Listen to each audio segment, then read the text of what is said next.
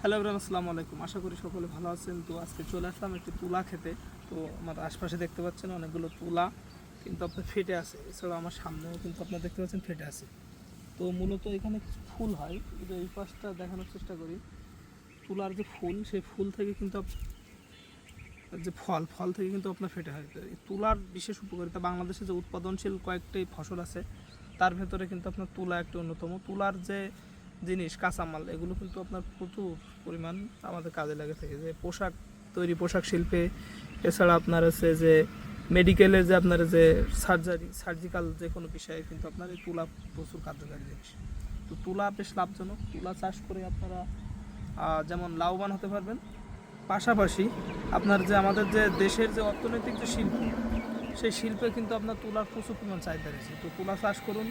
এছাড়াও তুলার যে ভিতরে যে বীজ থাকে, বীজ থেকে কিন্তু আপনার বীজ সংগ্রহ করে আপনার যে মাড়াই করে, এটা থেকে কিন্তু আপনার তেল হয়। তেলটাও কিন্তু আপনার বেশ স্বাস্থ্যের জন্য উপকারী। পাশাপাশি আপনার যে খোল, সেটাও কিন্তু পাবেন। তো তুলা বেশ লাভজনক। পাশাপাশি আমাদের দেশের যে উৎপাদনশীল, বৈদেশিক মুদ্রা অর্জনের জন্য কিন্তু আপনার তুলা একটা বেশ সম্ভাবনাময় ফসল। বা পৃথিবীতে অনেক ধরনের জাত চালু থাকলেও সম্ভবত 3 থেকে 4 প্রকার জাতের তুলা চাষ হয়ে থাকে। তো আমরা বলবো অবশ্যই তুলা চাষ করবেন। তুলা চাষের জন্য উঁচু থেকে একটু মাঝারি উঁচু জমি কিন্তু বেশ কার্যকারী। ধন্যবাদ সকলকে। আসসালামু আলাইকুম।